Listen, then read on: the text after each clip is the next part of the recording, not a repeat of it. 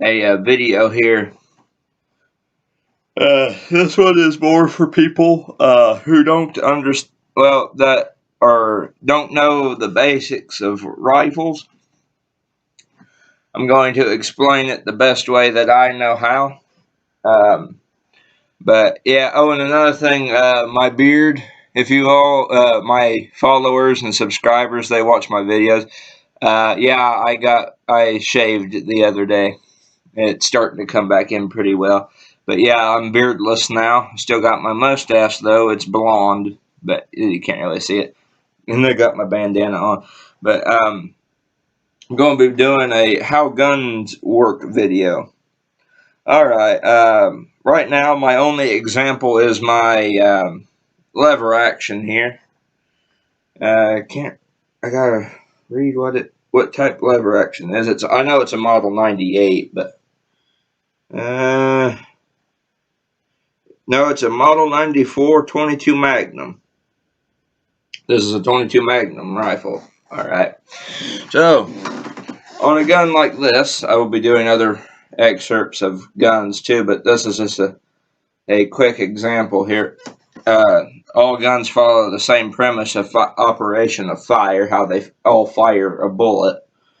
But anyway, this gun here is a lever action. I'm primarily making this for people that are not around guns and would like to learn them a little bit more. But this is a lever action. The way you would load this is you would take the rod here out of the tubular magazine. It has what's called a tubular magazine. You take the rod out of here, lift it up, and there's a little doorway here in the barrel. See? On the tubular magazine. See? I poked it down. Well, you'd load your ammo through here. It holds like 12 or 11 something bullets, I believe. I think anyway, maybe 8 or 9. I don't know. I ain't shot this in forever. But you would load the bullets through here. And when you get it loaded up to where it's full, you would smash this down. And when I find the little trench there, you put it in, and then you rotate that back over to lock position. See? It's in lock position now. I'll move it back to unlock.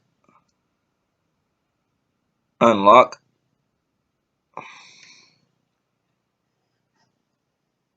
It's kind of hard. My fingers are sweaty. But yeah, there's like a little trench there. See, there's a little knob that rotates over here, so that way that don't come flying out. But anyway, once you get it loaded, what you would do is you would take it and you would rack the chamber of the first round. See, the bolt comes back and it resets the hammer back here, brings the hammer down, and you would bring it forward like this. Now you'd have a live round in it. This is not loaded, of course, but you would have a round in the chamber. Now, what I'm going to tell you here is what happens when all guns are fired. You would pull the trigger. That would drop the hammer here forward. It would hit the firing pin. The firing pin would hit the back of the cartridge. The powder inside the cartridge will ignite. It doesn't explode. It ignites and burns up. That forces the bullet out the barrel and downrange at the target. And you would bring this out like this. The extractor would eject the case, and you would bring it forward, and it would load another case, and you just keep doing that until the gun's empty. Now, a gun like this is a rimfire. There's a difference. There's two types of cartridges. There's rimfire, and then there is centerfire. I got a 22 LR bullet here, 22 long rifle. This is what's called a rimfire. This is what the back would look like. Compared to a centerfire, got a 223 bullet here. compared. See, there's a lot of difference, and this is what the back end of a center fire looks like compared to a rim fire. See, what a rim fire does is when the firing pin falls forward and smacks the back end of the cartridge, it smacks the outside here, the rim, and that's what causes it to fire. On a center fire, the firing pin falls forward and hits the middle of that primer there. See? That little area, that circle there in the middle, that is the primer, and that other circle there in the middle is where the firing pin struck the primer. There's a big difference in these. Another thing, a big difference between the two is that these are reloadable most of the time. Look. You can reload center fire most of the time unless it's steel. These is one and done. Once you shoot these, you can't reload them. Also got a 308 bullet here for comparison between the two of these. Primer difference. Another thing is that this is small rifle primer. This is large rifle primer. I believe anyway. Yep. I've never loaded 308, so my dad, he has all the experience in the world with them, but I've never reloaded 308, so I can't tell you the difference on primer designation, but that is the difference between center fire and rim fire. Can't talk. All right, back to my lever action here. All right, since this is a rim fire, you never want to drop the hammer or pull the trigger on an empty chamber in a rim fire, because that could fuck up your chamber.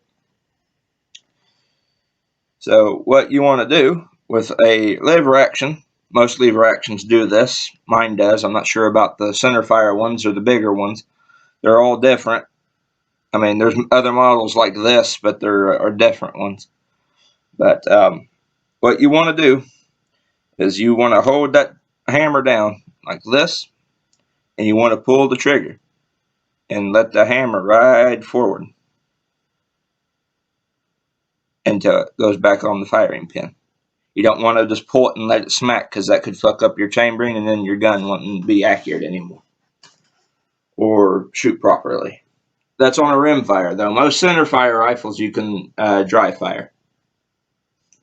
I think anyway. Don't hold me to that, because some of them are delicate. Some of them you can't really fuck with you can't dry fire them like every time. I know my dad's revolver, his 44 Magnum, you cannot dry fire that, because what it does is on the revolver. Here, I ain't got a revolver on me, but I got a BB gun. I always have to have something to get a hold of when doing demonstrations.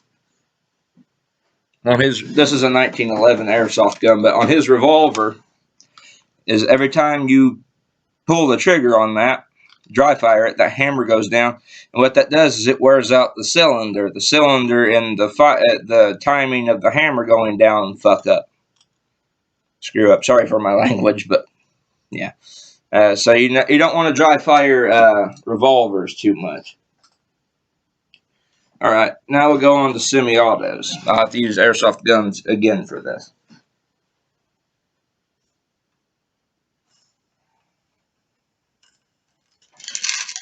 Here is my M14 SOCOM. Now on the real one of this, this has what's called a detachable magazine, compared to the lever action's tubular magazine.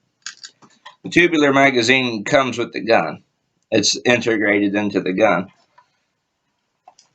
This has a detachable magazine, meaning the magazine separates from the rifle. Now it's back in there. When this gun would be fired in real life, after you done stripped a cartridge from the magazine into the chamber here, you done stripped the cartridge into the chamber, you would pull the trigger, and the bullet would travel down the barrel, out the end of the barrel, and the gas that follows behind the bullet, the burnt powder, would go down into the gas block here. It would hit the piston, which would strike the op rod and bring this back like this, and it would cycle the next round. And that's how you get semi-auto action in an M14. The gas returns through the gas block that's following the bullet. It's burning powder is what it is. Follows behind the bullet into the gas block, hits the piston, which strikes the op rod back, which brings the charging handle back, racks the bolt, resets the hammer, and then as the recoil spring in here goes forward, it brings the bolt forward and strips another round into the chamber. There is a illustration of this that goes down on YouTube. That shows it in detail that the military made back in the 1960s. But that is how a M14 semi-auto works. I will do one more, and that'll be for the AR platform. And I have to use an airsoft gun for that too. I could also do handgun too, as well. All right, the AR-15 or M4 M16 platform. The way it is operated is you take the magazine out. You'd put it back. First you'd put it in, loaded anyway. You'd pull the bolt back and chamber your first round. You take it off safety. You'd pull the trigger, and depending on if it was gas piston or direct impingement, the bullet would leave the barrel, go down the barrel, and just like the M14, the gases that follow behind the bullet would go up into the gas area, the direct impingement piston, and that forces the bolt back. The bolt on an AK or M4 AR-15 style weapon goes into the buttstock. There is a spring and buffer tube in here, well, a tube spring in here that forces the bolt forward, and that would strip another round from the magazine and chamber it. That is how a AR-15 operates. Gas piston, meaning direct impingement, just means it's the gas. I believe, don't hold me to this, the gas would go up into the gas block here in the front sight, go through, and that's what knocks the bolt back. Gas piston means that it's similar to an AK-47 and that it has a piston, a piston rod, gas rod in here, up here like a tube, and not a direct impingement tube. So there's actually a piston on the bolt that gets pushed back, and that's more reliable than direct impingement. Of course, there's always a there's a argument about that, kind of like Coke and Pepsi, Glock versus 1911, AR versus AK. There's a debate over impingement versus gas piston. I'm not going to get in that, but I'm just demonstrating that. Remember, this video is for people that are interested in guns, but they don't know a whole lot about them. I'm just kind of doing this to give them a basic example, clear up some things, just give them an idea how guns operate. Even though these are fake guns, I've researched and I've actually fired a real AR-15, but I've researched the M14 and all of that. So, and I've watched videos on how they operate and stuff. So I know what I'm talking about in some aspects. I don't know everything. I'm not trying to say that I do. I'm just I'm just telling what I know. All right. And last but not least, the 1911 handgun, even though this is an airsoft gun. All right, the M1911 handgun is single action, meaning that in order for the weapon to fire, the hammer has to be down. The M1911 has two safeties. It has one over here, it has a frame safety, and it has a grip safety. And in order for the weapon to fire, both safeties have to be disengaged. So with both safeties disengaged and the hammer down, you would fire. Now the handguns, most handguns, and the 1911 especially, they are recoil operated. What that means is, as you can see up here, the bullet would be chambered right in here, because that's not the that's just the ejector. The bullet would be chambered here. You would fire. The firing pin would fall forward, or the hammer would fall forward, smack the firing pin, igniting the bullet, or not the bullet, the primer. The powder would burn, and it would send the bullet out the barrel. Now what will happen on this is the slide here, I can't move it, but I'm just giving a demonstration. The slide would come back, the barrel and the M1911 would tilt upward like this, just slightly. And as the spring here inside the housing would bring the slide forward, and also when it does this, it resets the hammer. When the slide comes back, it resets the hammer. But the slide would come forward, it would strip a round from the magazine into the chamber. That's why the barrel tilts upward, so it can strip one into the chamber. And then the slide would go completely home, and you'd be ready to do it again. And you just keep doing that over and over until the gun is empty. And the way you know the gun is empty is the slide would stay locked to the rear. Also, the magazine release, or slide release, is there right here on the side of the M1911's frame.